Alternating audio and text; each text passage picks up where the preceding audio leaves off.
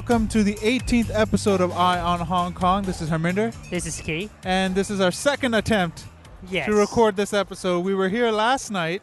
We put up some photos. Right. And we recorded the whole show. And the computer didn't save the show. So we are back the next day. Actually, this is a better day to be here. Why? Because the Tamar Park today is being occupied by the Red Guard. I'm sorry, pro-Peking, pro-Beijing groups. They're around red. us too. But you're wearing red shirts. today. I'm wearing red today. I'm an undercover operative. I'm from the Xinjiang province. I'm here to infiltrate, get intelligence, and then give it back to my terrorist masters, I guess. can see that you look very much like a Chinese. Your narrow eyes. And very Chinese. Racist. So, you know, we're gonna give this a second shot. We're using different equipment, and hopefully, we will not have a disaster again. All right. So, the big news of the week, obviously, is the class boycott by university students that began on Monday. Right. Started at Chinese University, and it was 13,000 strong, which was incredible turnout. I thought it would be probably half of that, if that, but I'm glad to see that a lot of university students are taking responsibility for their future, something that the older generation refused to do. A lot of them, not all of them, a lot of them. And the other half just immigrated, right? Right. But now I think we're taking a stand. Enough running, enough finding, an escape. It's time to take a stand, and we'll see what happens. Yeah, the organizer of this students group actually expected that there would be like 8,000 students will participate, right. And it turned out to be like 13,000 people turn out. So it was quite impressive. Wonderful turnout. Yeah, and it gives people and myself confidence. As much as the establishment keeps saying that it's not making a difference, that scares the crap out of them, because they've given us a proposal, and I used this analogy yesterday, so I'll have to say it again. They gave us a turd sandwich. They're saying, accept this turd sandwich, eat it, that's it, that's final. We're saying, no, we don't want the turd sandwich. We want that, gammon ham sandwich. That looks really good over there. We want that one. They're saying, no, you got to eat the turd sandwich. We're saying, no, we want the gammon ham sandwich. They're like, fine, we'll compromise. Eat the turd sandwich first, and then you can maybe. I don't think so. Have the gammon ham sandwich, but you got to eat the turd sandwich first. I don't think so. Do you believe in them? They've lied up until this point. Why the heck would I believe them now? Exactly. All right, pocket it first is what they're saying. Look, in 1993, Lu Ping, who was heading up all of this at the time, the handover, was probably the chief guy at the time, said that, look, political reform is within the jurisdiction of Hong Kong people. Hong Kong people can decide their leaders, decide the pace of democracy, decide it all. We have no point. We don't want to interfere. We have no reason to interfere. Yeah. Of course, that was just putting perfume on a pig. Yeah. Because we are here now, over 20 years later from that quote. Yeah. And they've completely backstabbed the Hong Kong public. Yeah. And then you have the establishment trying to shove their lies down our throat. Yeah, I still remember that before 1997, we promised that we will have our universal suffrage in the year 2008. Well, we do have universal suffrage, one man, one vote. Well, that's what they're saying. Except it's between a giant douche and a turd sandwich. Exactly. That's the problem. So what do you want? You don't really have a choice then. Is it really the universal suffrage? I'm quite tired of them calling it universal suffrage, because it actually is not an election. It's a selection by Peking, by the Chinese government, not by Hong Kong people here. It's democracy with Chinese characteristics. So if you hear whistles and kids around, it's the Red Guard kids running around having a good time while they're here. Interesting.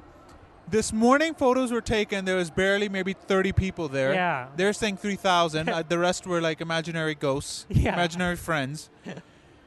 But now we're here in the evening and the entire park is filled. I guess all the buses came down from China at the same time, right?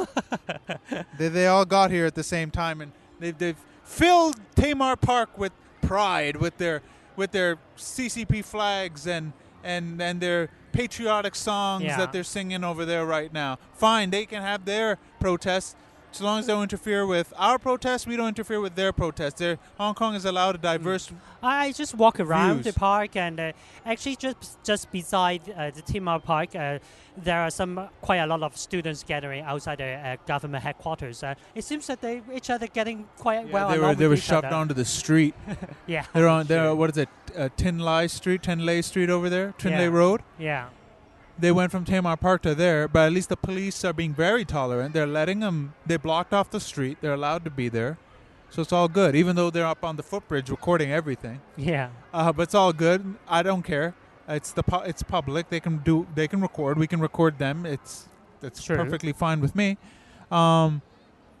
Yesterday it was quite lively. It was a full house. I mean, it was quite encouraging again to see that a lot of people came out to support the students. Today was the secondary school students boycotting their classes. Yeah. And I was actually on my way to work. I was on the bus. Yeah. And I was on Boundary Street, and I saw the entire school emptying out, heading to Tamar. Really? Yeah.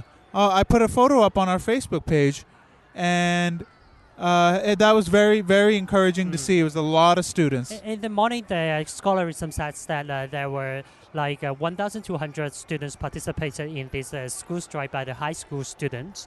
And of course, it causes quite a lot of controversial issues, because some people saying that high school students, they are not mature enough to participate in any I don't believe that for a second anymore. Issues or discussion. I don't believe in that. See, that's too. the problem with the pro-establishment. They keep treating us like children. Yeah. We're 30 years into this, and they still think we're not mature enough to select a leader that will satisfy Beijing and satisfy us. At least give us a shot. I guess if the first round we vote in, Leung Kwok Hong, I don't believe that they will vote. nobody will vote for him to be CE. Right. Maybe 200 votes, right? One thing I have to remind you is that Leung Kwok Hong, long hair, in the last time elections, he got quite a lot of votes in the legislative council. He was like fourth. I think he got like 40,000. Really? Okay. Votes. Well, how come the rest of his party didn't vote anybody else in? More LSD He could. groups ran. Nobody else got in. He's the only one that got in. He's the only one. Right. Yeah. People Power only has 2. Yeah. So these radical groups are fringe. I think It's a vocal fringe, but it's a fringe. So I don't think Hong Kong people they're pragmatic enough to not vote for radicals. And I think the Hong Kong government, the central government, needs to give us a chance. Well, basically, it's not just long hair. Obviously, people are expecting someone else to Let's be honest, the number one choice is Audrey Yu. Exactly. All right. If Audrey Yu could go, running the election, then do you think that she will, actually stand a chance to win? Yes. And if we were allowed to have her stand in an election. Yeah, and but she wouldn't be the one Peking government wants, right? I have a feeling they would allow it. Like, let's say this was Jiang Zemin or Hu Jintao era and not the Xi Jinping era. I think they would have tolerated her, let her have a year or two or one term, and then they would have said, no, we're rejecting you. I think because the Beijing in our basic law has the power to veto the choice. I don't know what they're worried about. They've already stacked it in their favor in the basic law. They're stacking it even more. But the thing that if they really make the decision to reject the result of the election, basically they have to bear the result of doing so, because it will cause a lot of political argument after that. And this is not. You see, we're getting just as much turmoil now. I would have rather dealt with that. But I do agree that it would be wiser for the Peking government to allow Audrey Yu to run the election. Just let her to do a term and then let her fail, and then people would. But that means the reform package would have to pass, which is not going to at this point, unless something dramatic happens, unless we got sudden vote switching, which I don't think it's going to happen at this point. So agree. That's out of the question. This thing's not even going to pass. It's better if it doesn't pass, so somebody like Audrey Yu can run and at least be in the debates injecting real issues. I think these Peking authority wouldn't really allow Audrey to run anyway. So they allowed Audrey, I don't think Albert Ho and Alan Leung to run before. And they were in the debates injecting different issues. But at that time, not one man, one vote. No, so exactly. It's going to be the same thing again. But at least somebody from a different political spectrum was there. So it's basically not really the. We're screwed both ways, but at least somebody is going to be there, making the other candidates sweat. True. Right? I agree. So anyways, we got to get on for the rest of the week's news. Yeah. One news that came out of Apple Daily, because I didn't see it covered in the English media, I'm not surprised, was that fake minutes were released of a Civic Party, which is a political party here, pro-democracy party.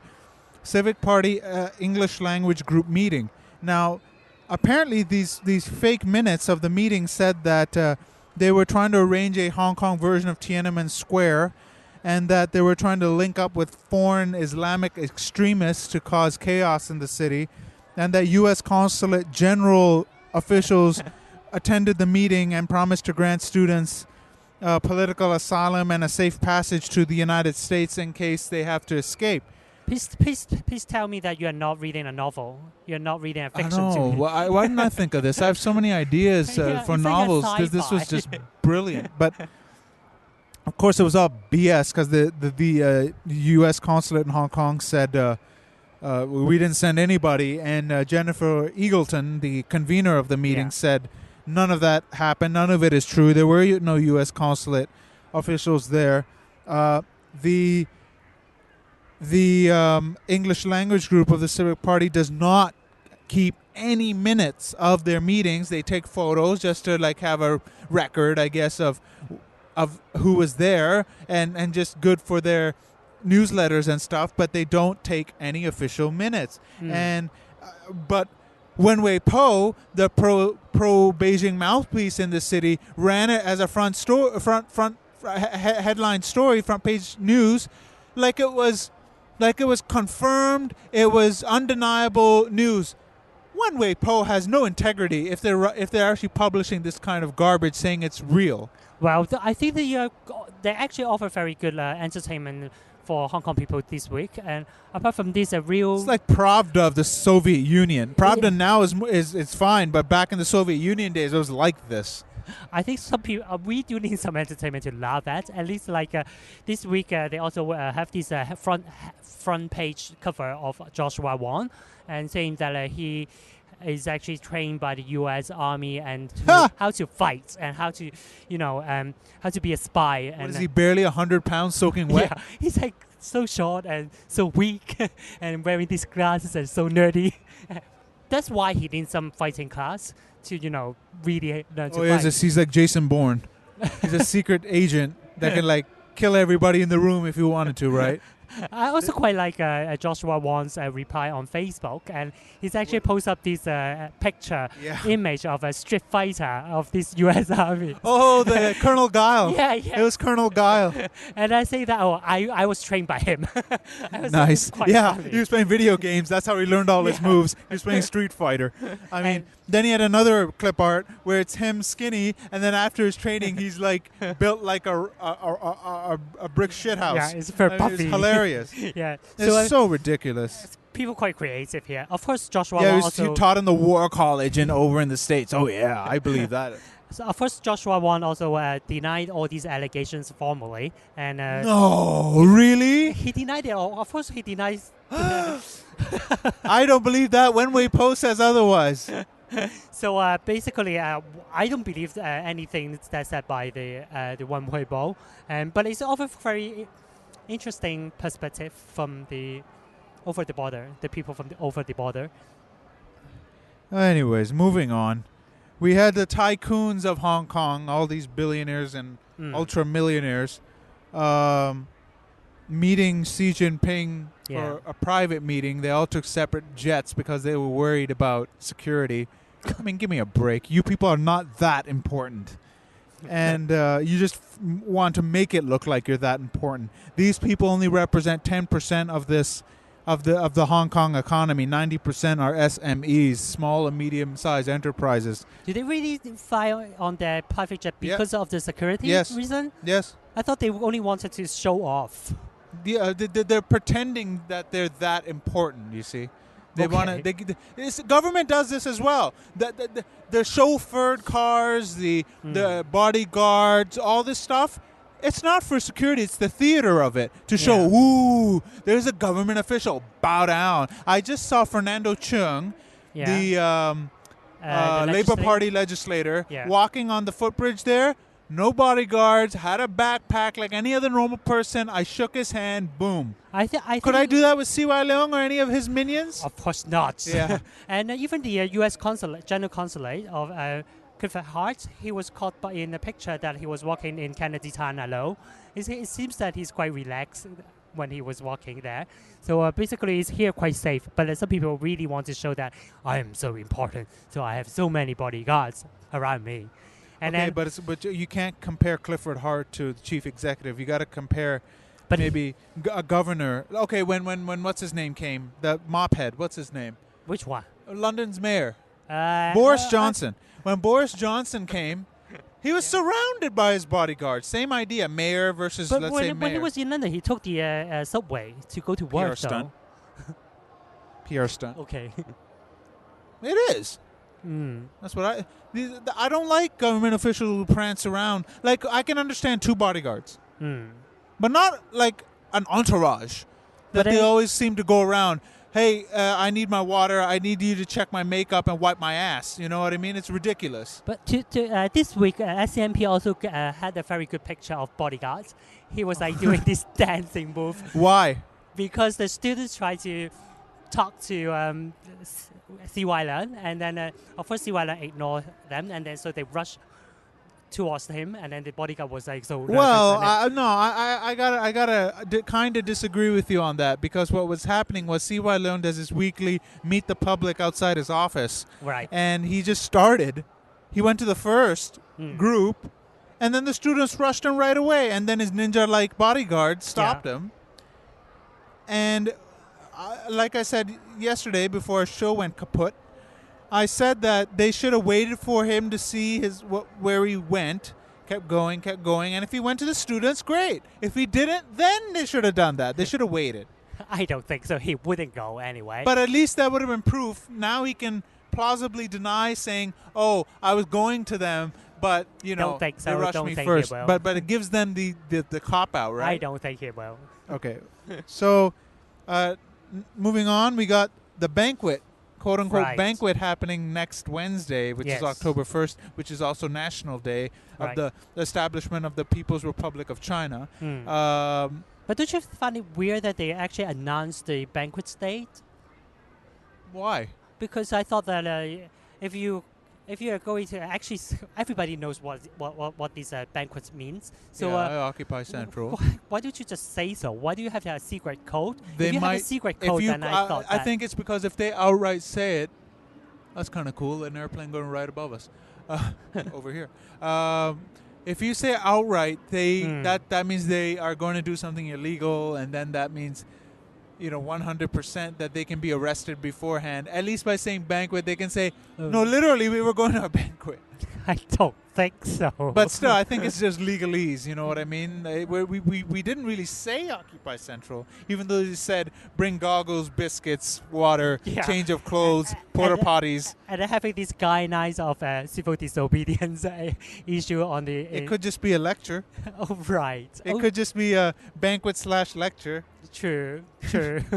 But anybody who's going to participate, please go to their website and read the guidelines. It's in English and Chinese. Yes. Cantonese. And please read it over.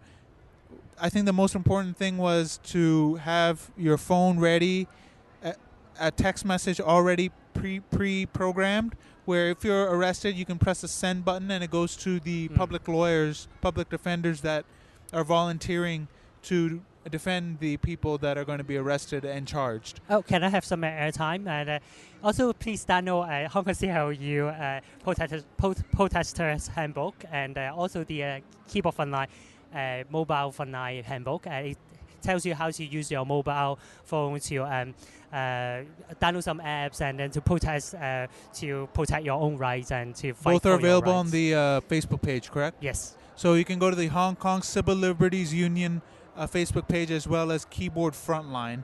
You can go to either page and download all that material. It's people perish for lack of knowledge, and just reading it over might give you an advantage that you need, might save your life. You never know. Right. So please go and check those out.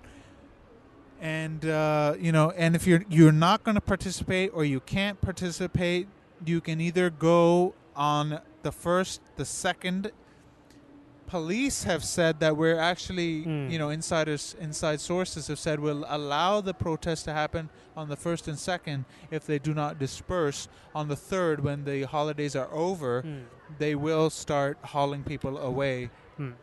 But actually, I also haven't read something different today. Okay. From the news. I read that on RTHK. So. I read that from Post 852. Yeah. And they said that the police would not tolerate people to occupy Central after 1st of October because they actually said that they have other events in the same place. So they have to clear out everyone before 2nd of October. All right. But either way, if you cannot participate in their in actual Occupy Central, come down with your cell phone camera, your video camera, whatever, and just record.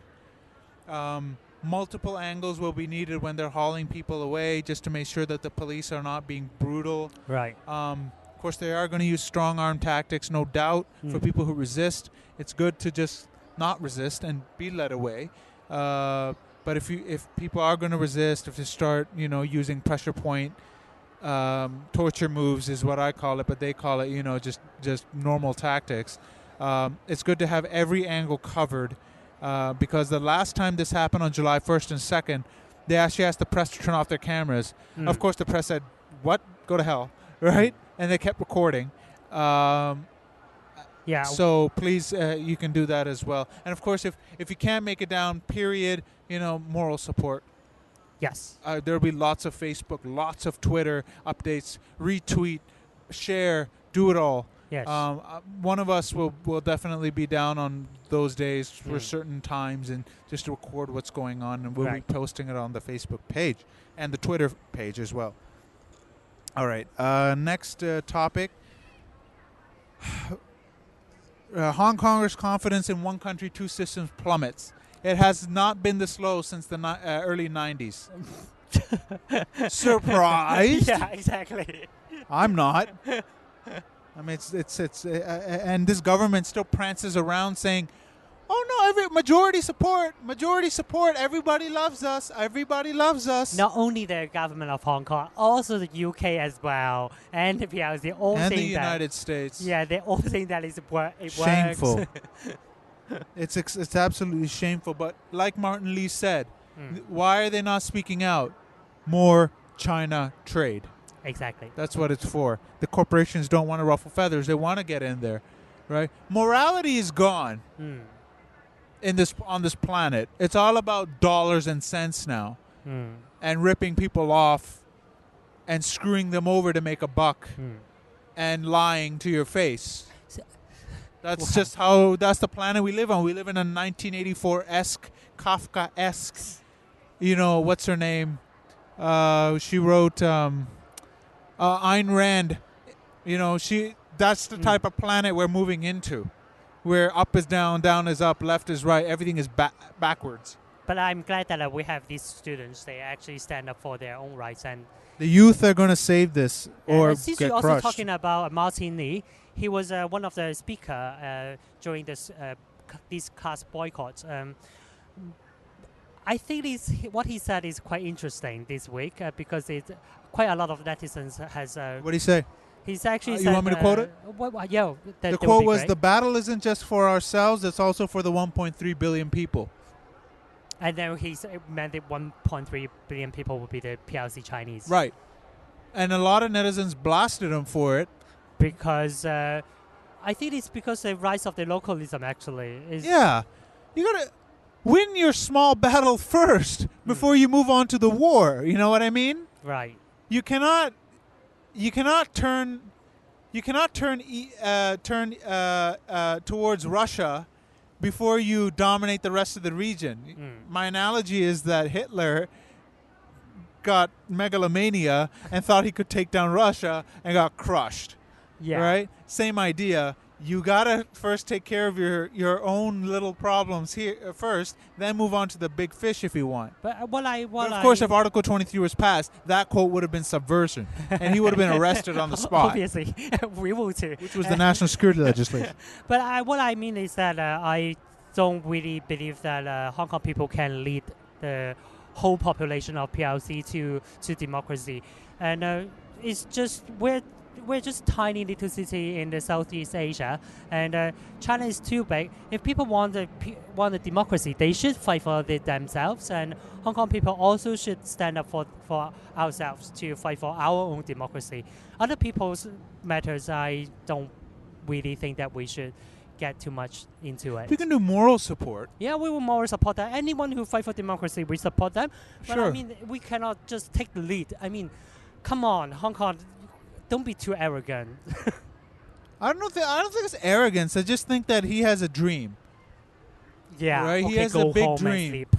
Martin Lee, I tell you. I mean, I can understand his heart that he'd love to see all people of China free, out of the bondage of the Communist Party of China. I hope Tibetans get free first. Well, nobody's getting a referendum anytime soon. Ooh, the dreaded R word. I mean, the R word in this city.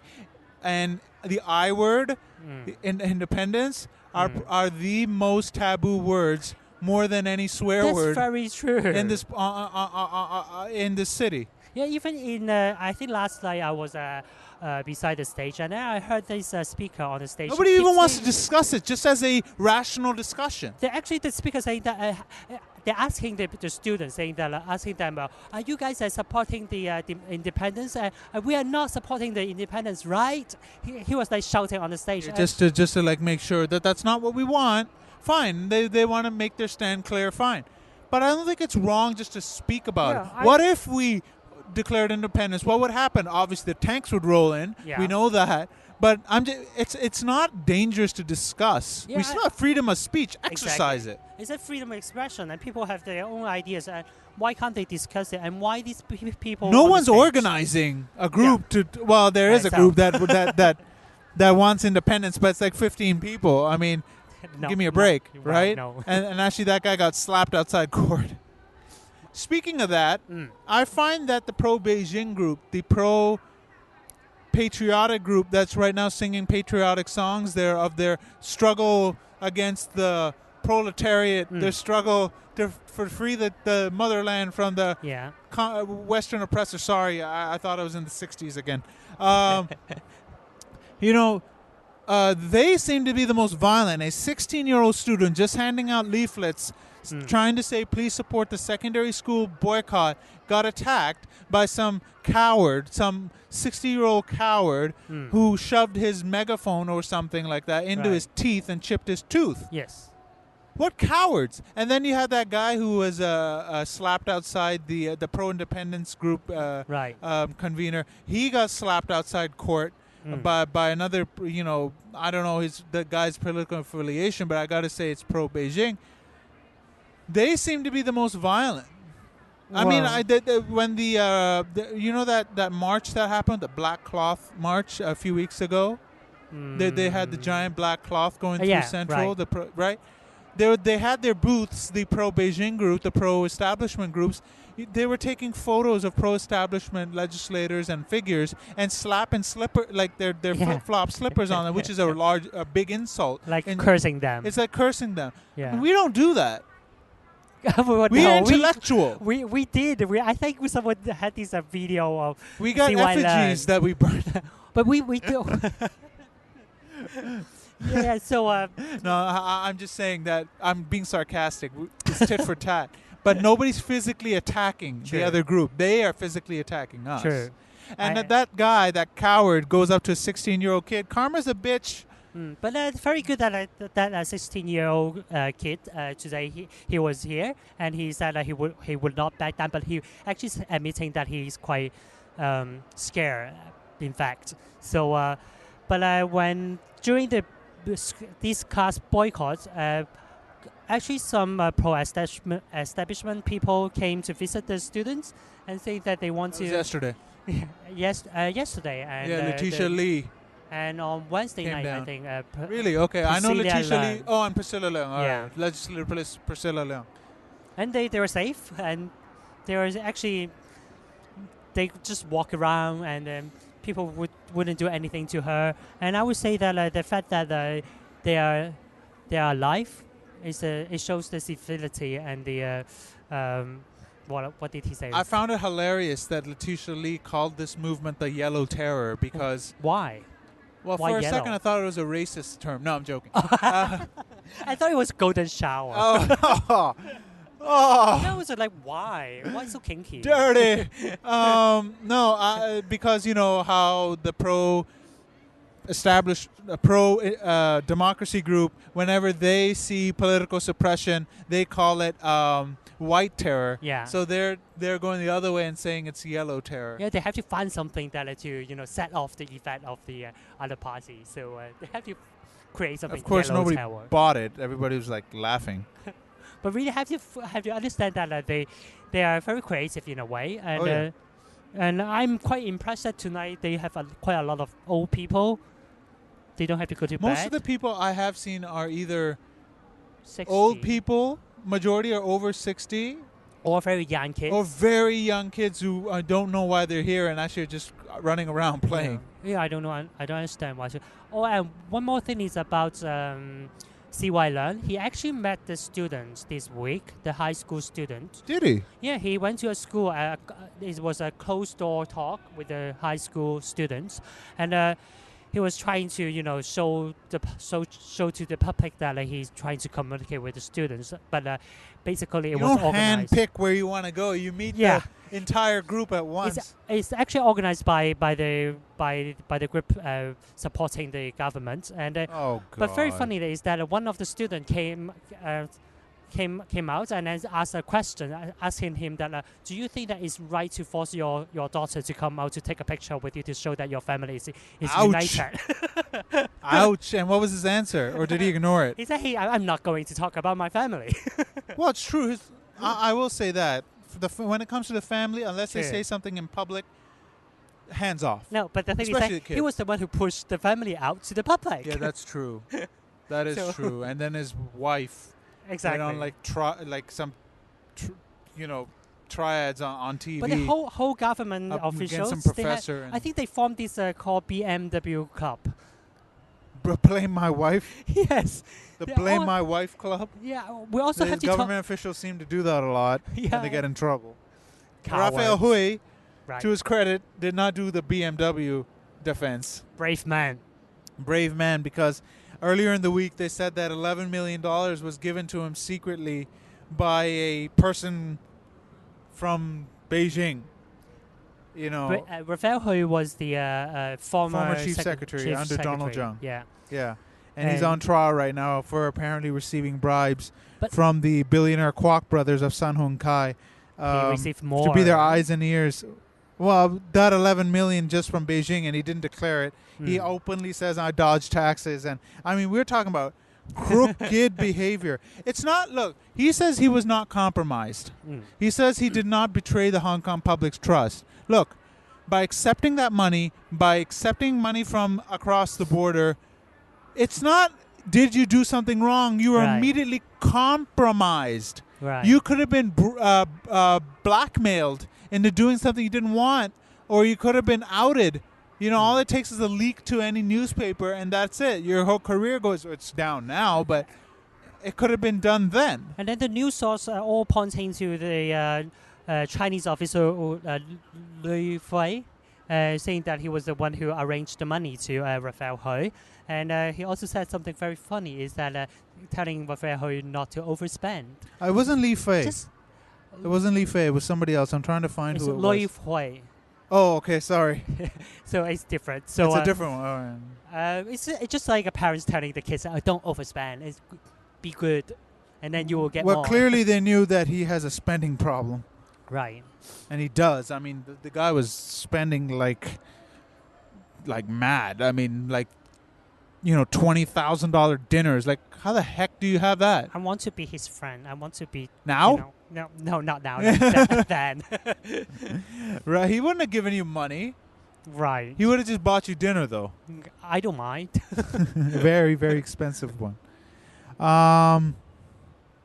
Moving on. Yesterday, the students marched to Government House from Tamar Park to Government House with Siwa Leung's residences, and they camped outside to the police's credit while they warned them, but they did not arrest them on spot. Of course, they said that Not yet. we may arrest you later, Not but yet. at least they were restraining themselves at that time. About 4,000 people actually went up there and demanded Siwa Leung come out and dress them. He didn't. He left at 7:30 in the morning and just back to his office. Kind of early, isn't it? 7:30. You think he got a lot of sleep last night? Well, he may be an early person, or he couldn't sleep because he did so many good deeds for people, so he couldn't sleep sometimes, probably. He had his supporters outside. Yeah, and one more thing is about Keyboard Frontline last night was there, and then they have this cover story or photos of what happened last night. You may also visit their home webpage and to see what happened last night. By the way, anybody who participates in the protests, always bring like food and water with you. You never know how long it might last or how long you'll be there. So let's talk about this. What happens now after Occupy Central? What's the next step, you think? The next step, well, Because after that, LegCo is back in session. I think some people are saying that they should have they call it referendum, right? So asking these legislator to resign, and so that it. I don't think that's effective. How Personal. Well, you're just going to resign, and then you're just going to go back in. First of all, they can't run again. I think for 6 months. So that it'll cut them out. But 6 months. I mean, the by-election wouldn't be organized within 6 months. So probably if they can. No, they can't run for 6 months. But from the point that you resigned, or from where? But the by-election usually happens within like 30 days to 90 days. No? Of course not. Like last time is almost like a half year. Is that so? Yeah. All right. So I got still my think that. timelines wrong. Yeah. Well, That's the next step they are saying that they will try to do I it. don't know. I don't think anybody's going to bite on it. Leung Kwak Hong might, but he's not even going to run 2016 apparently. I don't like him. You Sorry. don't he's, like he's, it. he's like a, you know, we got communists and then we got him, who's no different. He just has his own brand of communism. And I personally don't like any brand of communism, no matter how you spin it. So I don't think it's going to work, or many people are going to participate. And Even People Power wasn't like, did they like wholeheartedly say, yeah, that's a good idea, we'll do it? I have not heard anything from them. Yeah, about I it. don't think anybody's But, on board. Of course, they are saying also that they will try to have a filibuster on every single bill. In the Government's going to be Legislative Council. in the most gridlock it has ever been, and it's their own fault. You said that there was a public consultation. It was a sham. The report was BS. It only reported one side. It was complete nonsense. And now you're going to have this other round. Why? You didn't listen. the first time. You only listen what you want, and then everything doesn't matter. You think that there's some fringe. At least half of this city does not agree with you. True. That's a big majority. But they're saying, no, it's probably like 5%. Give me a break. Yeah, and so after that, then when, of course, government side, they are trying to have a second round of the consultation, and they are all these pandemic legislators. They said that they will boycott this consultation, and they will basically veto the decision of the Chinese government, as they should, in my opinion. Reform. Yeah, so let's see what they will do. Yeah. Hope that some of them would not betray us. Well, I think the next step should be, gridlocking government and having small, sporadic civil disobedience movements. We don't need more Occupy Centrals. We need mini ones. Oh, yeah. I heard that also that they're saying that after this big one, then they will continue to have more Occupy Central. Yeah, and don't make it every day or even weekly. Make it bi-weekly and then weekly and then monthly and then you keep them on their toes very irregularly. Keep them on their toes. But if you are doing the same thing, like wouldn't the people say that, oh, what are you guys doing? It's like a flash mob of somewhere. No, it's civil disobedience. Was Gandhi in a flash mob? I mean, that's ridiculous. It's not a flash mob. It's disrupting the status quo, which I know a lot of people don't like. But look, if you want real change, if you want what you want, you got to make some sacrifices. True. It might inconvenience you here or there, but blame this government for doing that. Exactly. If they had the same proposal and said a 1/8 nomination threshold, it would still be somewhat progress. Pretty pathetic one, but it would have been progress. This was a complete regression. Right. It was going backwards from where we want to go. But I don't really think that how could the government propose something 1/8 now? The nomination threshold? Yeah. I thought that was the decision of the Chinese government. Saying it's now half. No, I said if they had kept the 1/8 nomination threshold, at least it would have been debatable to pocket that, and then later on we should see if we should change. But of course we know that there will be no change. I asked about that because also some rumors saying that the government will propose something 1/8. It's a start. It might actually work. At least a pandem will get in there. Somebody of a different persuasion. But wow, the trick is they may say only 2 candidates. Then a pandem is completely shut out again, because usually the pro-Beijing nomination committees, election committees, have always had 2 of their favorites. True. Or 1 clear that Beijing says, no, only support them. So if there's only 2, most likely a pandem still can't get in. There needs to be 3 candidates. There have to be 3. That is another thing they cannot say is restricted. 2 is too little. 3 is still a chance to get somebody in. I think some other more radical people would say that it's not just about getting the pandemic. They want a public nomination, blah, blah, blah. But let's be honest, we are living under a PRC regime. We are not living under some benevolent, well, even democracy, so-called democracies are not always benevolent, but I'm just saying at least they're less evil. Let's just put it that way. Groups. We have to work under this regime. And I think that is a compromise on both sides. Now, should they accept it? It depends on what the rest of it is. They need to read the fine print, But I would at least say take a look at the 1/8. But there must be 3 candidates, not 2, allowed to run. So let's see what happens. Right. But there needs to be progress. It can't just be, we'll just reduce the people who elect the nominating committee. The 4 sectors, we will reduce the voting of the agricultural fisheries section and give it to like finance. There's no difference. They're still going to vote for the same people. That's not progress. True. So we'll see what happens there. Anyways, it's going to be a little bit short show. We are out on the fly here, and we're going to end it off early this week. But please follow us on our Facebook page, facebook.com/IonHKPod. Please follow us on YouTube, IonHK, youtube.com/IonHK. Subscribe on iTunes, Ion Hong Kong Podcast. And you can follow us now on Twitter at IonHKPod. And, of course, we would love to hear from you. So please leave messages, leave suggestions, hate mail, whatever you like. And we also must thank Keyboard Frontline again yesterday for giving us a booth. Unfortunately, our show didn't record, so we're doing it again. Hopefully, Ron, are we recording? Yeah. Okay, good. So we are actually recording this, and it'll be up. Yeah, we got one recorder and a backup, just in case. That's how scared we are today. And we must also thank Hong Kong Civil Liberties Union for putting out all those, handouts. So thank you, Hong Kong Civil Liberties Union. Welcome. Yeah, which Key is a member of. And, again, if you're going to occupy Central next week, be safe. Read all the information.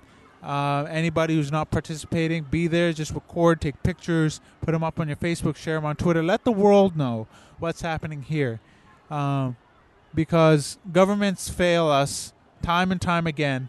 It's usually the public that has to take their destiny, their future into their own hands, sometimes at the cost of their own. The extreme is your own life, but hopefully it never comes down to that. But it can come down to the cost of your economic future, your career, your job future, and all that. But if you want a future for your children, you got to make sacrifices now. Okay? Anything I don't you want to have add? children, Yeah? so I can sacrifice. Yeah. Anyways, we'll be back in studio next week, and hopefully there won't be any too much background noise in this one, but we will be back in our comfy little some studio. very angry old man shouting there. Is there? Yeah. See, he's shouting something. I don't know. It's like, is he shouting at the Peking party or? See, that's the problem. Anyway. We allow your free speech, but they don't want to give us our free speech. I don't know. There are what he's photos shouting. being taken. I'm sure videos Good being health. taken. Lord, these people. It's like you can have your free speech, but only one way. It's ridiculous. Anyways, that's the end of the show. See you next week. Goodbye. See you next week. Goodbye. Whoops, we forgot one thing. We back. It's not the end of the show. Welcome We to forgot the our Eye on shame Hong Kong. on you. Okay. Oh, not the 20th show? No, it's not the 19th show. Okay. It is the customary Shame on You award. Yes. And, last night we nominated Regina Ip. I don't think so tonight. After night, I think I can nominate One Weibo. One Way Po. Yeah. Okay. I think that makes sense because I love that Regina Ip fiction. says what she says just to be patted on the head by the PRC Yeah. to run for CE. She's just being Regina Yip. She's just being, any other minion that wants to have a nice cushy position, if not in this chief executive election, the NPC and CPPCC. So, we'll give it to One Way Po Right. for their ridiculous reporting. So, One Way Po, congratulations. You have just received the Shame on you. award. Yeah, One Weibo, keep up the good work. Very good fiction. It's hilarious. Yes. I love reading satire. I love reading the Must be Chinese satire. version of The Onion. Yeah. Anyways, now it's the end of the show. Yeah. For sure. Goodbye. We won't be back. Till next week. Goodbye. Bye.